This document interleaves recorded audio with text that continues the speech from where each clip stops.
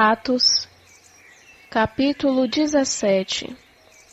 Tendo passado por Anfípolis e Apolônia, chegaram a Tessalônica, onde havia uma sinagoga dos judeus. Ora, Paulo, segundo o seu costume, foi ter com eles, e por 3 sábados discutiu com eles as Escrituras, expondo e demonstrando que era necessário que o Cristo padecesse e ressuscitasse dentre os mortos.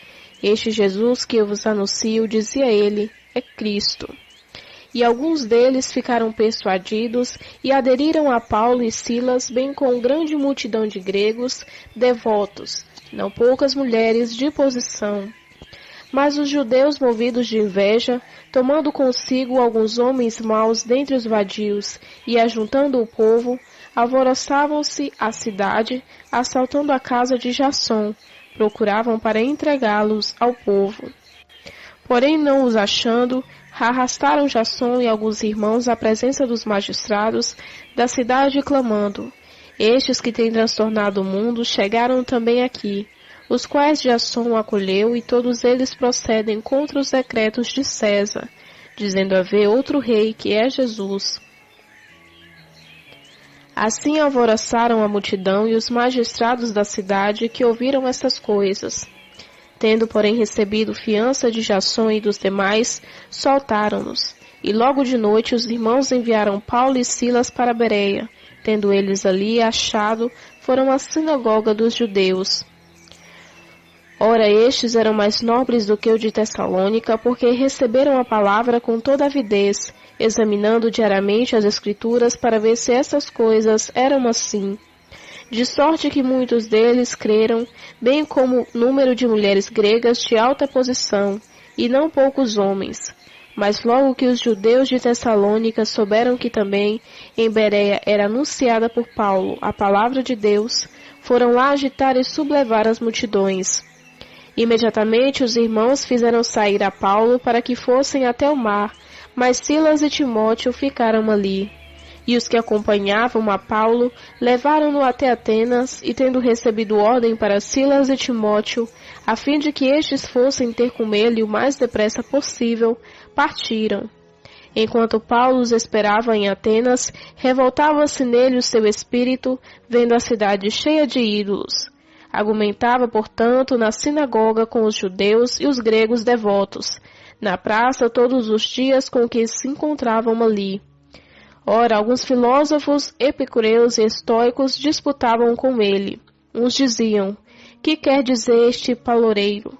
E outros: parece ser pregador de deuses estranhos, pois anunciava a boa nova de Jesus e a ressurreição. E tomando-o, o levaram a Areópago, dizendo: poderemos nós saber que nova doutrina é essa de que falas? Pois tu nos trazes aos ouvidos coisas estranhas, portanto queremos saber o que vem a ser isto.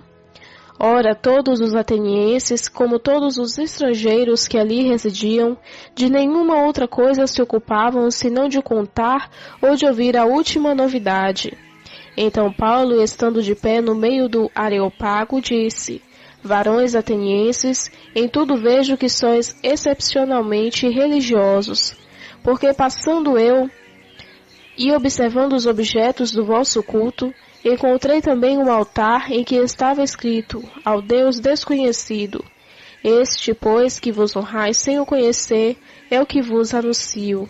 O Deus que fez o mundo e tudo o que nele há, sendo ele Senhor do céu e da terra, não habita em templos feitos por mãos de homens, nem tampouco é servido por mãos humanas, como se necessitasse de alguma coisa, pois ele mesmo é quem dá a todos a vida, a respiração e todas as coisas. E de um só fez todas as raças dos homens, para habitarem sobre toda a face da terra, determinando-lhes o tempo já dante ordenado, e o limite da sua habitação, para que buscassem a Deus, se porventura, tateando pudessem achar, o qual todavia não está longe de cada um de nós. Porque nele vivemos e nos movemos, e existimos, como também alguns dos vossos poetas disseram, pois dele também somos geração. Sendo nós, pois, geração de Deus, não devemos pensar que a divindade seja semelhante ao ouro ou à prata, ou à pedra, esculpida pela arte e imaginação do homem. Mas Deus, não levando em conta os tempos da ignorância, manda agora que todos os homens em todo lugar se arrependam. Porquanto determinou um dia em que justiça há de julgar o mundo, por meio do varão que para isso ordenou, e disso tem dado certeza a todos, ressuscitando dentre os mortos. Mas quando ouviram falar em ressurreição dos mortos, uns escarneciam e outros diziam: acerca disso te ouviremos ainda outra vez.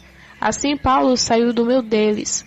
Todavia, alguns homens aderiram a ele e creram, entre os quais Dionísio e uma mulher por nome Damares, e com ele.